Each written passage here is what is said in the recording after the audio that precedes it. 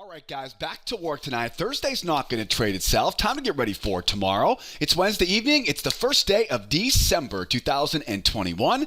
My name is Joseph, and as always, welcome back to your nightly newsletter. Now, if you're watching for the first time tonight, it is great to have you with me. My job tonight is to help us find the best trades, setting up for tomorrow. That is Thursday's trading session. I got a great video in store for you guys tonight. Charts are all ready in the background, as you can see. S&P's ready. Nasdaq's ready.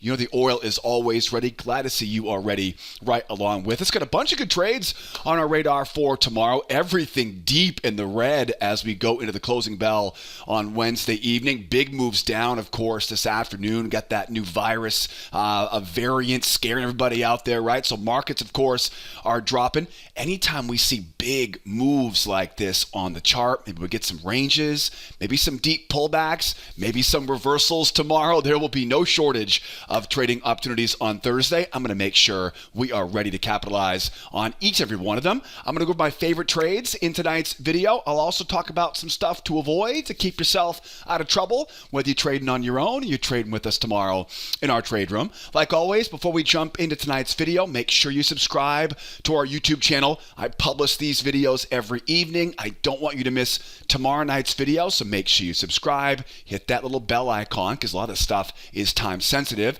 If you have any questions for me, drop those questions in the comment section. I would love to answer any questions that you might have along the way. And if you like this video, if you enjoy this video as much as I enjoy making it, hit that like button for me. Really appreciate you guys tuning in. Make sure you subscribe, though. I don't want you to miss the rest of these videos coming later on in the week. But enough of the intro, though. Time is ticking. Thursday is right around the corner. It's not going to trade itself, will it? Let's make sure we're ready here for the best setups. S&P, Nasdaq, oil, take your pick. They're all pretty bearish here right now. Strong move down, strong move down, strong move down. Now, the game plan on all three of these markets tomorrow is relatively similar. Anytime we see this much strength in one direction, you have to assume that sellers are looking to short the bounces here, right? Short the bounces. So we definitely have some pullback or some retracement opportunities for us tomorrow. We also have to think about a range down here too. You know, anytime we see a big move in one day, the following day tends to be kind of range bound. Now, I'm going to do my best to kind of anticipate where those ranges might be and the best ways to trade failures and breakouts with those ranges tomorrow. And of course, we're going to talk about the long side because anytime in the last 6 months or so, right, well, the last couple of years, really, anytime we've seen extended moves down, there's always a chance for those reversals. Now, remember, it's always a bit tricky to tell the difference between a pullback that comes back down and a reversal that you can actually trade. So we'll talk about kind of how do you know the difference between a pullback and a reversal. I'll talk about a couple different ways you can trade reversals for possibly a short squeeze on Thursday's trading session. Now, speaking of Thursday's trading session, tomorrow, let's get some news going here. Tomorrow might be a little bit of a break in the action. And, you know, the last couple days we've had Powell, of course, you know, scaring everybody on Tuesday. And of course, the virus, right, hits the U.S. today. So the last couple, right, the last couple days have been really, really volatile. Big moves up, big moves down, just really busy markets. Tomorrow, we kind of go into this, it's almost like a little bit of a lull in between all the news, right? We had the Powell stuff on Tuesday and Wednesday. The ISM, of course, was today. And then we got the employment number coming on Friday. You could easily say the biggest news of the week is that Friday morning employment number because the Fed has been so obsessed with the jobs numbers, and of course the markets have been obsessed with the Fed. So tomorrow, we look at tomorrow, we're going, oh, this looks like a little puppy dog tomorrow, right? There's not a lot on the schedule, as you can see. We got some jobless claims coming here at 8:30 Eastern time, but I wouldn't expect that to have much of an impact at all. I would imagine tomorrow, again, because we had such big moves on the charts today and that little bit of a, kind of a lull between the major news we saw Tuesday, Wednesday, and we have coming on Friday.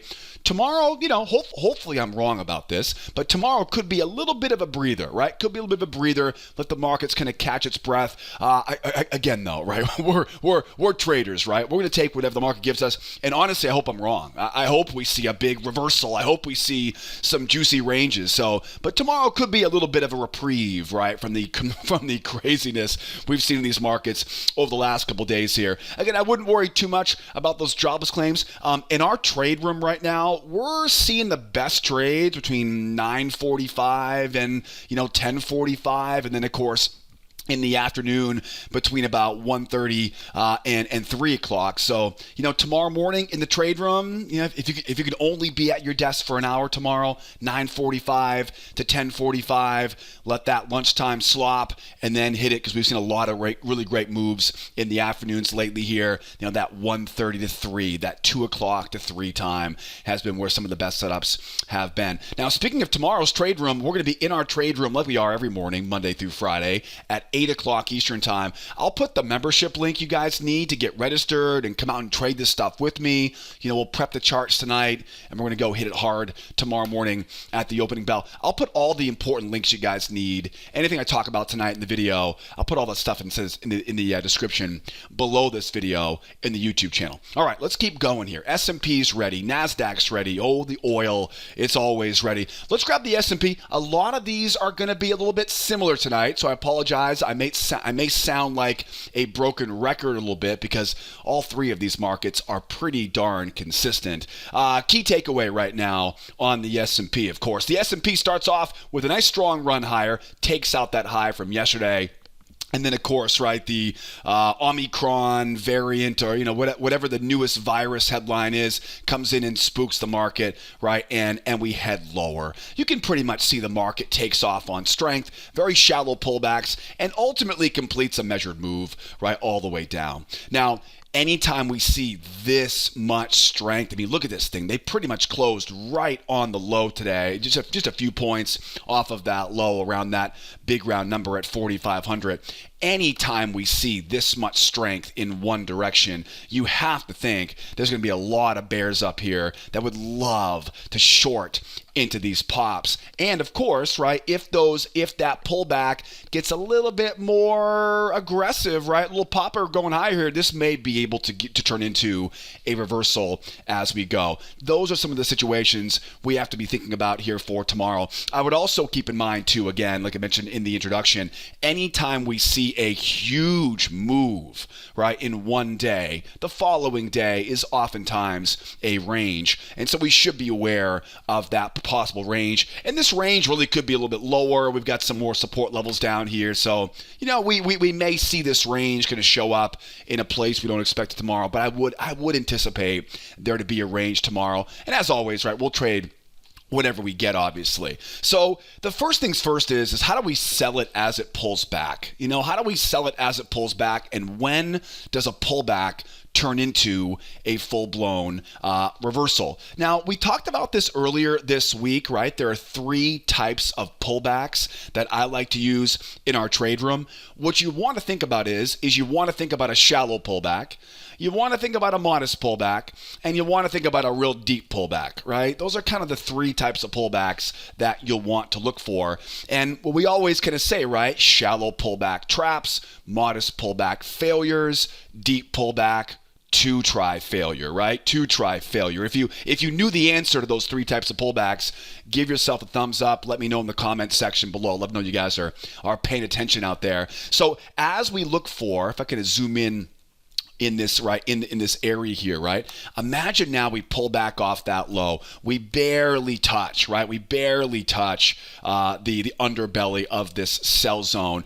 Now, what's the problem? The problem is we're just really low on this chart. So that's when I like to look for those trap entries. Now, these come in all shapes and sizes, but what you want to think about is try to get above a prior swing. Sometimes, right, it'll pop up, it'll slam lower like that, and you're like, shoot, I don't want to sell that that low. So you wait for the pop up and you'll see everybody pile on that trap. All right. So if we have to sell low, you want to sell low with a trap. It's almost the easiest way, right, to guarantee that next leg lower. Then what if we pop up and go nice deep? I'd like to get up into this area here, get a little bit above the top of this channel.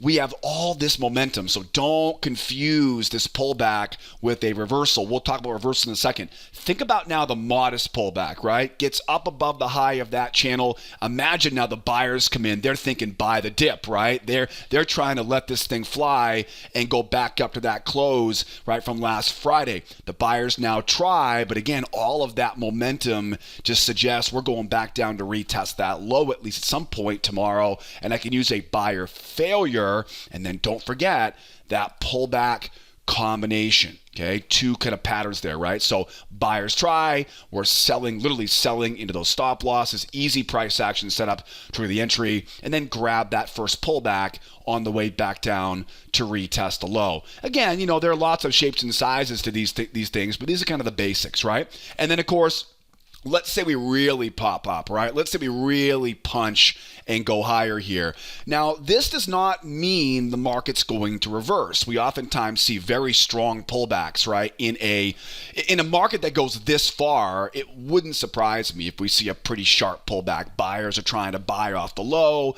They're trying to buy the dip. Sellers don't dare sell low, so they're waiting for it could easily happen. So when we get a really deep pullback, then you want to look for that two-try variation, right? So buyers try once, buyers try twice. And remember, on these types of two-try failures, the key is to get some level of resistance. We talked about this. We talked about this last night, right? One of the easiest ways to get better odds of success is to always ask yourself. I have a set of rules we follow in our trade room, and one of the most important rules is if we're bearish, I want to be selling at resistance, right? So I want to try to find like a trend line up there, something I can sell off of as we come crashing back down, right? We pop up, the buyers are going, see, I told you, right? They're trying to force it. Once they try once, they try twice. Look for that rolling over there. And then remember, this is where the good stuff starts to come in. Now we can go in, we can mark up a new low, we can mark up a new channel, and then there's that trap.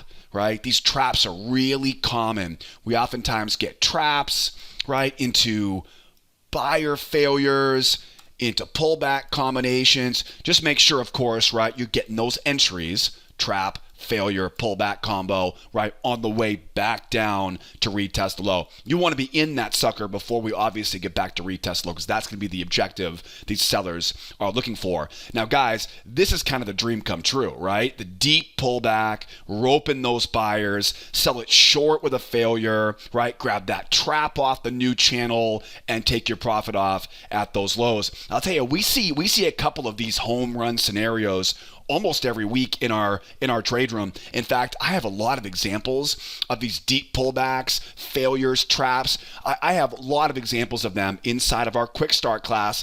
If you haven't taken that class yet, you really should, because I teach the entire 3-step strategy, the roadmap we use in our trade room to find the 3, 4, 5 best trades every day. And most importantly, you'll learn all the entry setups as part of that free class. So grab that little link that popped up there, a little pull will pop up there for you. So whenever I talk about that two-try failure into first channel test, right? Once you grab that video class, again, it's free, right? Once you grab that video class, you'll know exactly what I'm talking about, right? Kind of how to trigger the entries, how to use the rules, and things like that. Now, everyone wants to know, how do we trade the reversal? How do we trade the reversal? So there are quite a few different types of reversals. 3 different types of reversals are probably the most common that you'll want to learn. I'll cover one on the S&P, I'll cover one on the Nasdaq, and I'll cover one on the oil as well. So make sure you stay with me throughout the rest of the video tonight. One of my what I would imagine would be probably the most likely version of the reversal in this would be the pop and the grind, right? So if we pop up, let's say we pop up, but now the short squeeze is on, right? And now the buyers don't try and fail and come back down. Now we start to grind, right? That's usually once we, again, remember, there's been a lot of buy the dip, very bullish overall. So I wouldn't be surprised if it pops up and then starts to grind. That's the giveaway. If it pops up and then starts to grind, right? Barely pulling back to that moving average, right? That's a short squeeze.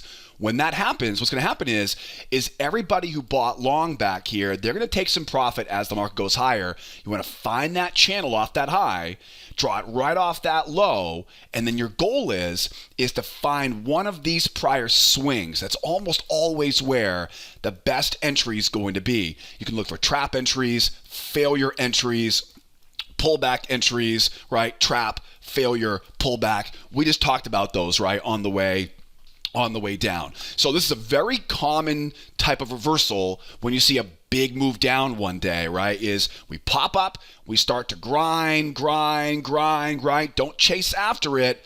Okay, mark up those highs, mark up those lows, find those prior swings, get underneath that prior. So it's almost always get you underneath the moving average. Look for those traps, look for those failures, those pullbacks, right? And we go. Now, where's the objective? Where's the target on this reversal? The target is you want to measure this leg right there.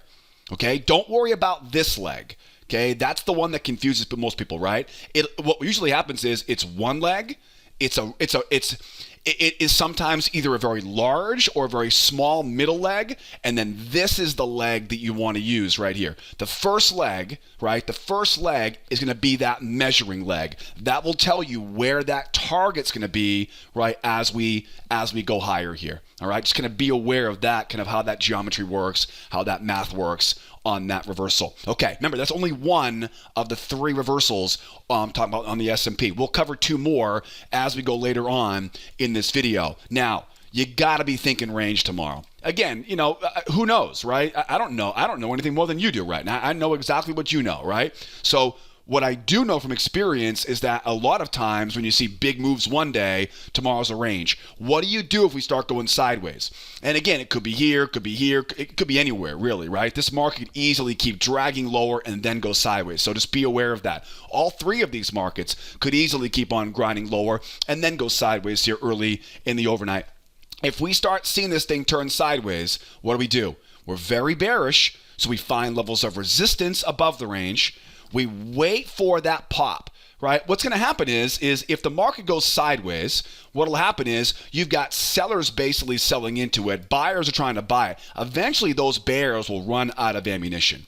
Eventually, the bears will run out of bullets and the price will pull back. And when it pulls back like that, this is where you've got an easy money opportunity because now you can trap in some of those buyers, right? Buyers are going, see, I told you we're going back up again. Let them get in, right? Let them get in. Don't try to pick that top. Let them get in. And once they get in, now those big, nice, strong signal candles, you can sell right in. As you can see, I think the easiest money you're ever going to make in these markets is trapping traders on the wrong side of momentum.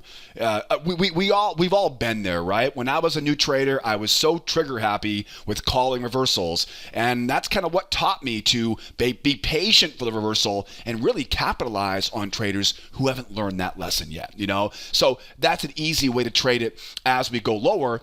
And then remember, one thing you want to think about here, and then we'll talk about going lower here, is this oftentimes the amount we go higher is usually the amount we go lower, right? That's usually very symmetrical. We call those a pendulum swing. So when this thing comes cranking lower here now, just simply find a new channel and short the top of that new channel. Complete the pendulum swing, right? Like in our trade room, we always say, right? Sell high and trade the rotation. Right? It's that buyer failure up around a level of resistance above the range. The market rolls over and then we hit it again. We hit it again because we anticipate the rotation, right? Markets love to rotate back and forth from top and the bottom, right, of the range, and of course symmetrical as we go. So that'll be where the objective is on the other side of that. Now remember, if we go sideways here, right? If we go sideways here and then we see that pop and grind, right? It's the same thing, right? So don't be afraid if it pops and grinds. Same type of reversal, right, that I mentioned before. And again, this is only one of the three reversal patterns. Next one here. What if we go lower? What if we go lower here? How do I sell this market as we go lower? Think about that pop and reversal, that pop and grind I talked about earlier. This could easily lead into that, right? We could easily keep grinding down. I've got some key levels you can see waiting down here. This could easily start to grind lower. I'm going to make sure I mark that low. I'm going to mark that high. I'm going to find some of those prior swings. I'm going to wait to get up above the prior swing, right? Look for those traps. Look for those buyers to come in and try to get long. Remember, all of that momentum, where's the objective? Back down to retest a low. You've got your buyer failure, your traps, your pullbacks. Again, rinse and repeat, right? Go with that momentum as we go lower. Another thing you want to think about too, and I'll talk more about this in the Nasdaq, is if the market really punches, right, and runs lower here. I'll talk about kind of my game plan to trade the punch on going lower here on the NQ. Be careful trying to pick a bottom on this market right now. I realize the market has been very buoyant, right? It's loved to reverse for us here, but just be careful. Picking tops and bottoms it's not the most reliable strategy in the world. You can get lucky every once in a while doing it, but it's tough to get lucky every single day, right? So anyways, S&P, pretty good plan of attack here. Ready to go to the Nasdaq? Let's keep the Nasdaq going here. Now, Nasdaq is pretty similar, right? The one big difference I would say in the Nasdaq is we get this range at the beginning of the day, right? So if the buyers do take control, you pretty much know where they want to go. They want to go back and take out that range magnet. First things first, we are very, very bearish, right? We finished the day pretty much right at those lows, just like the S&P. The bulls start off with it and they fail, and the price literally collapses down to that measured move.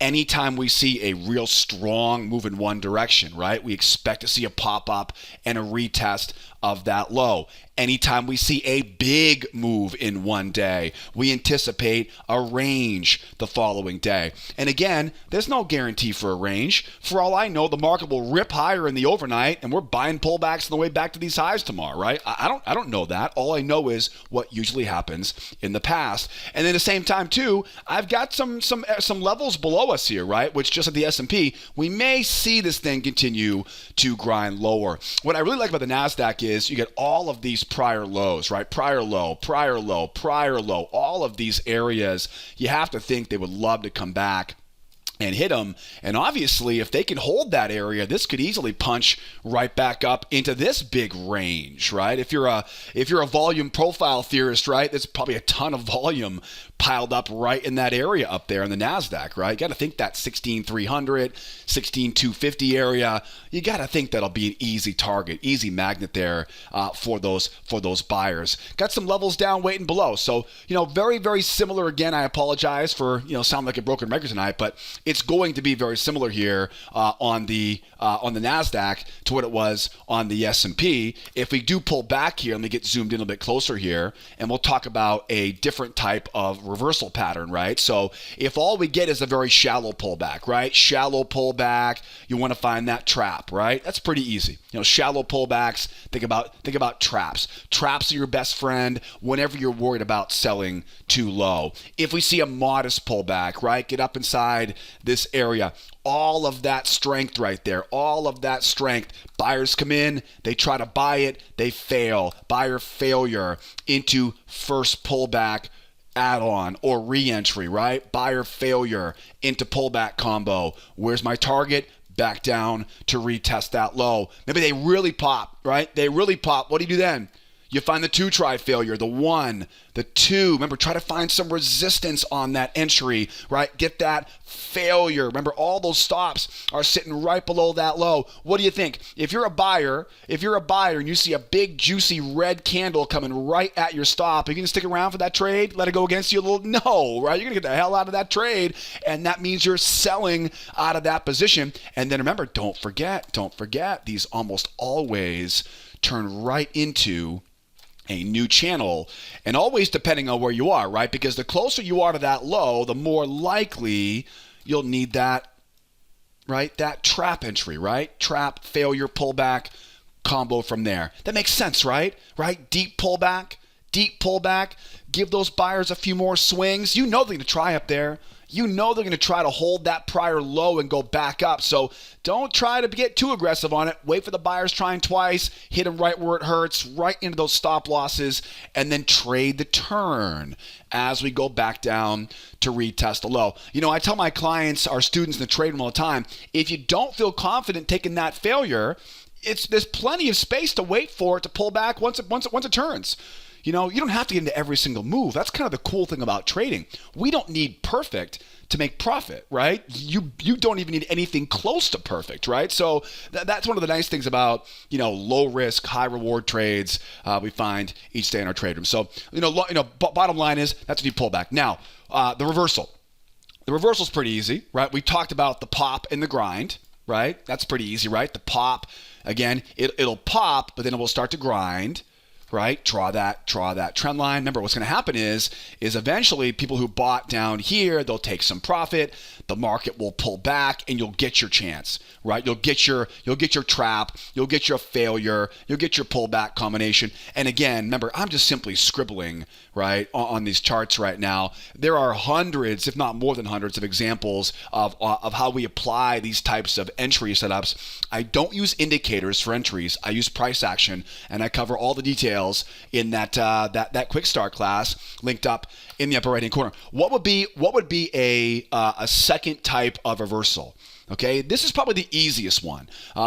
May not be the one we get tomorrow, but this is one of them. This is one of three, right? This is the second one. So let's say we pop up.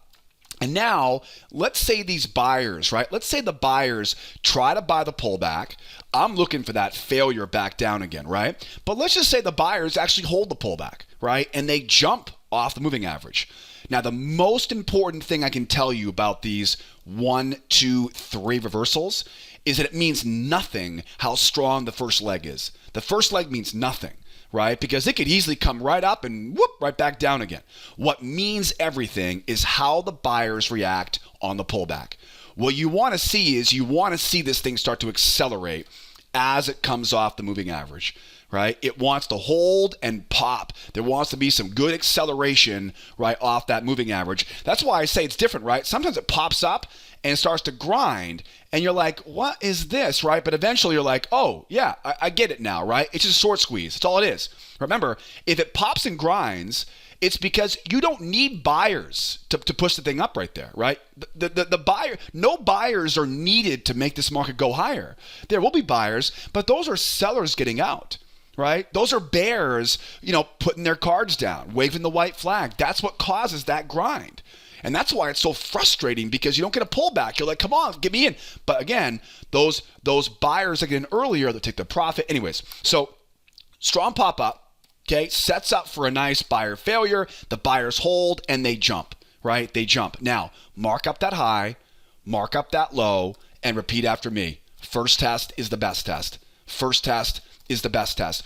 What I'll do in my trade room is I'll do this, right? I'll do this. I'll go 1, 2, 3, right? I'll drill down to my faster time frame. This is a 5,000 tick chart, right? I'm not trading a 5,000 tick chart on the NQ, right? We'll trade something faster, and you'll learn those details in that quick start class, right? So we get the 1, 2, 3, right? We go in for the first test, right? Maybe it's a bear trap, a seller failure, a pullback combo. Again, you'll learn that in that video class, right? 1, 2, 3. We'll get that one. Remember, where's the target? Where's the target? The first leg, right? The first leg is the magic leg. I don't know why it works that way. It's just, it's just how it works. Okay, that's how the party plays out, right? It's the first leg. The second leg is usually irrelevant.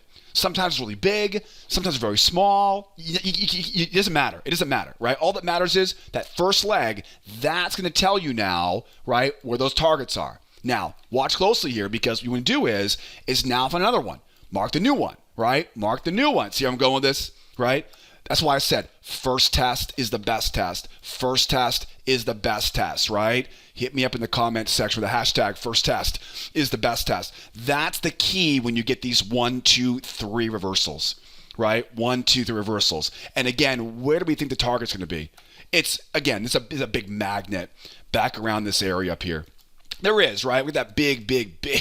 Look at that. Look at that range over there, right? Look at that range over there. So it's not difficult to think this market could easily rip higher here tomorrow. And honestly, I hope it does, because there's a lot of easy money to make for the market running higher. So now we've covered quite a bit on the buy side here and the sell side. Again, if it goes sideways down here, and this could be really anywhere down here.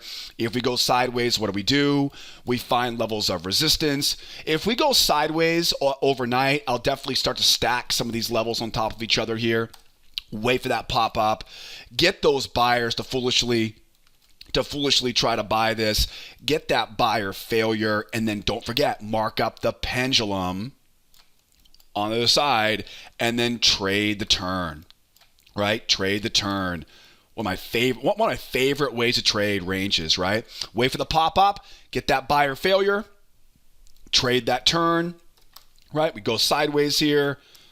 Sorry to repeat myself again here. We go up, buyer failure, kind of clean it up a little bit, right? We go lower, find that new channel.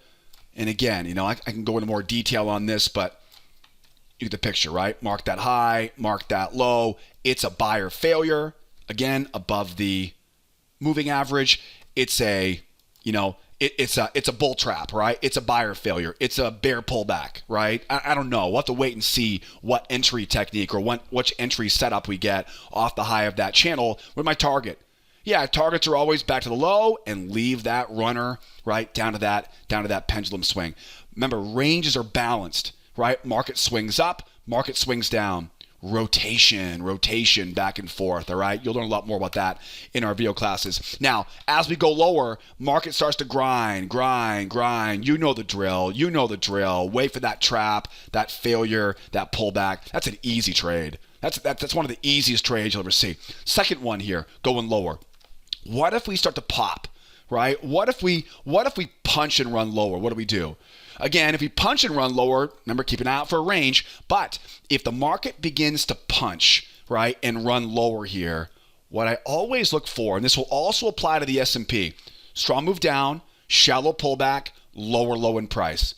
Okay? Strong move down, shallow pullback, lower low in price. Now, I wouldn't take this trade at, 7 o'clock Eastern time, right? But if we see this thing roll lower on strength here overnight, right, you get that trap is almost always easy pickings, right? So yeah, I wouldn't take it at midnight, right? But if this market punches lower or punches higher for that matter, right? This pattern, right? So again, we open up at Asia, the market punches and runs down, right? Punches and runs down, strong move down, shallow pullback, lower low in price, traps, baby, right? Always a great way to trade it as we go lower. Combine that along with that technique of the pop and the grind, and you've got yourself a pretty good arsenal to trade pretty much whatever, right, this market throws at us, right? So keep those on your radar as we go. We've talked about the reversal, right? We've talked about the pullback short, the sideways move,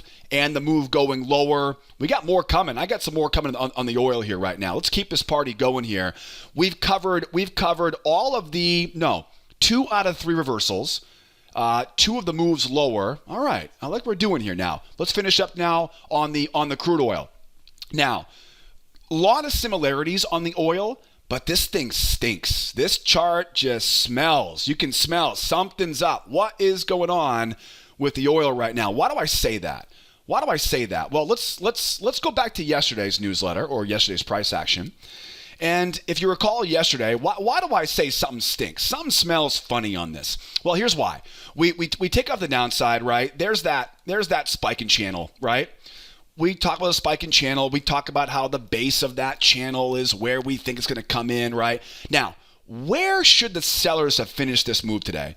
If they are this bearish, if they really are this bearish, if they're that strong, look at this thing, right? Barely pulled back. Where should they have gone? They should have finished right at that low. Hello, what's going on? What gives?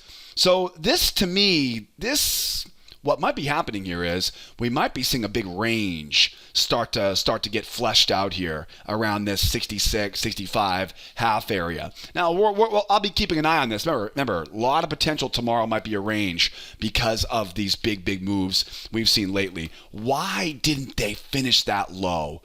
That to me that's why I say something kind of smells a bit funky on this oil. And that kind of makes me think this market may be in store here for that move back up into that trading range, right? Remember, this 68.17 level, that's last Friday's close, right? That's the weekend gap, as we say, right? That's kind of the magnet area. Wouldn't surprise me whatsoever if this bear market, takes off and runs back up to retest the high. What else can we talk about here right now? Very good example, right? Remember I said earlier, the first leg is the most important, well, no, not the most important leg, but it's the measuring leg. Right? Remember when I said earlier, right? Don't worry about the middle leg, like that middle leg right there.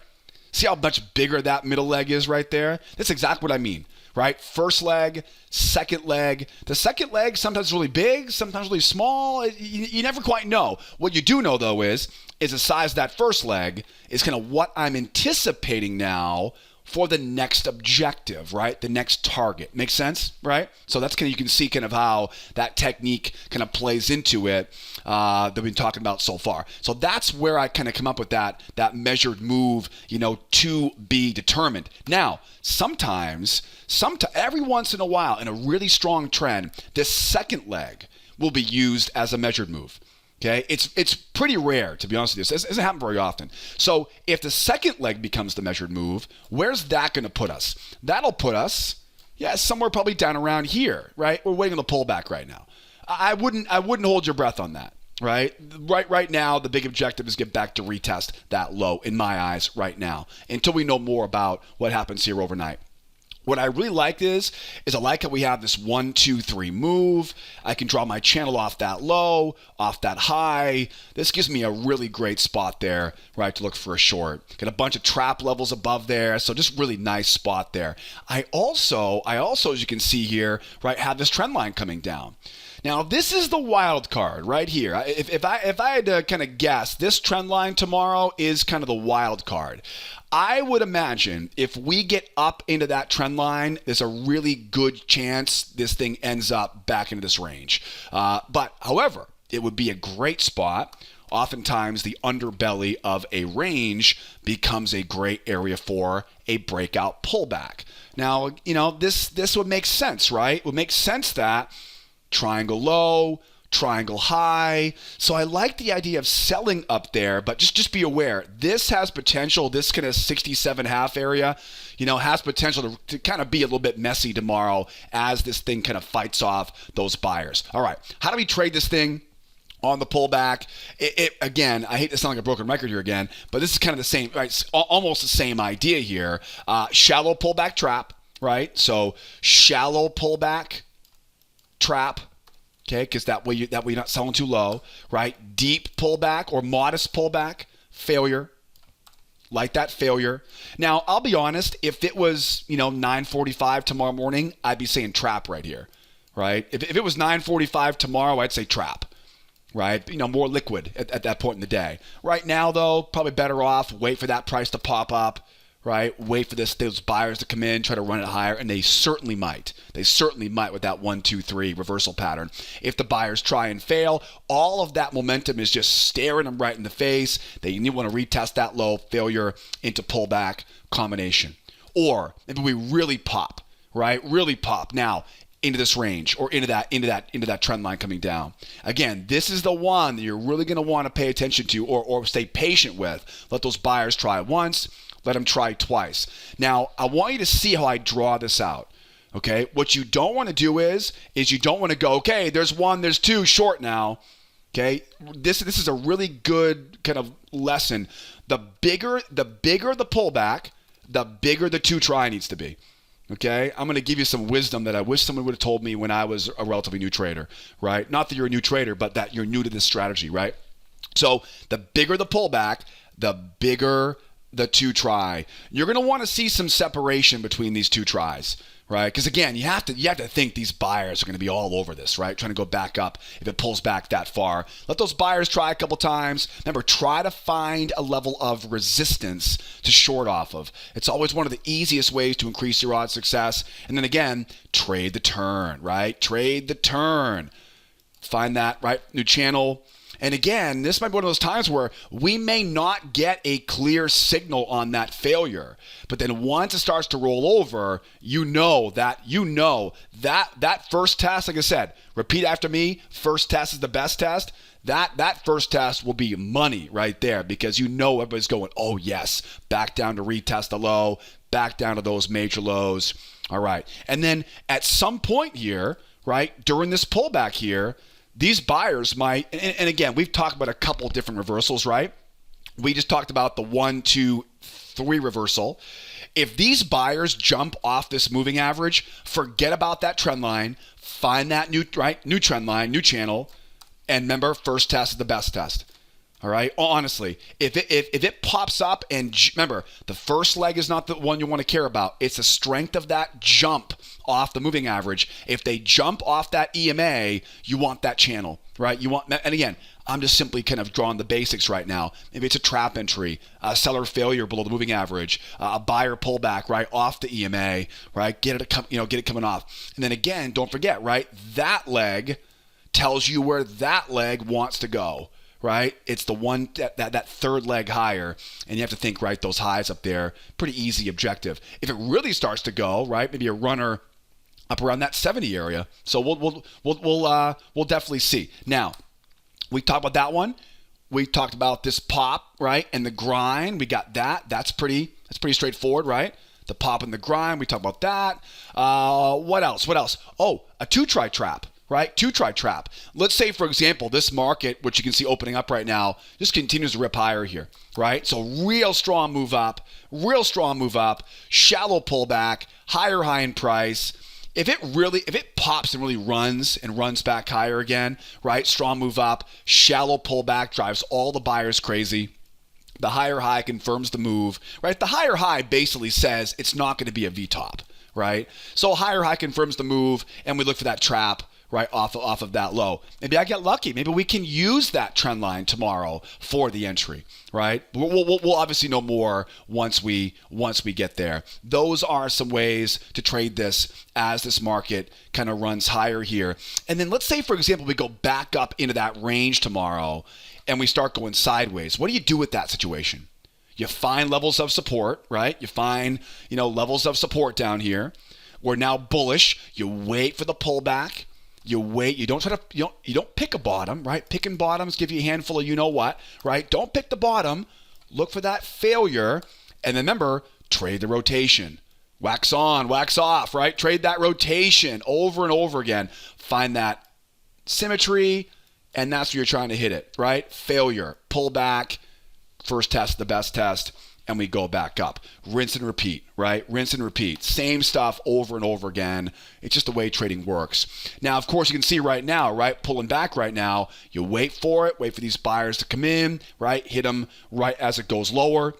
Let's say, for example, they retest that low and we start going sideways. That could easily happen. Right? They're not going to sell more of it. We start going sideways up here. What do you do? What I'll do in that situation is find a trend line here, right? Find some trend lines here, get up into resistance, find those buyer failures, and short it back down again. All right, guys. So there's plenty of ways we can short this thing, even if it goes sideways there. If it rolls lower and starts to grind, you get the tool for that too, right? If it rolls lower and starts to grind, you know exactly what we're looking for there as well. All right, guys. Now, I know I covered a lot here tonight. I like to keep it flowing on these videos. If you have any questions, drop those questions for me in the comment section below. And I'll tell you, tomorrow is supposed to be a really, really good day. It may also be a bit slow tomorrow, so don't force it if it's not. Hopefully, I'm wrong about that. Hopefully, tomorrow the markets are going yippee, let's rip, and hopefully another very busy, very good day in our trade room tomorrow morning at 8 o'clock Eastern Time. I'll wrap things up here for now. Don't forget, if you guys have any questions, drop those questions in the comment section. Call that toll-free phone number if you have any questions along the way. Hope you enjoyed the video. Make sure you subscribe. You better hit that like button, by now. If you're still watching me 45 minutes in this video, I hope I've earned a subscribe. I hope you hit that like button. And I hope I'll see you tomorrow morning, 8 o'clock Eastern time in our trade room. If we don't, I'll see you guys tomorrow evening, and we'll do it all again and get ready for Friday's Non-Farm Friday. As always, guys, my name is Joseph. Thank you so much for tuning in. Now get out of here. Enjoy the evening. Rest up. We'll see you guys tomorrow morning at the open. If not, we'll see you next time. Adios, amigos. Bye-bye for now.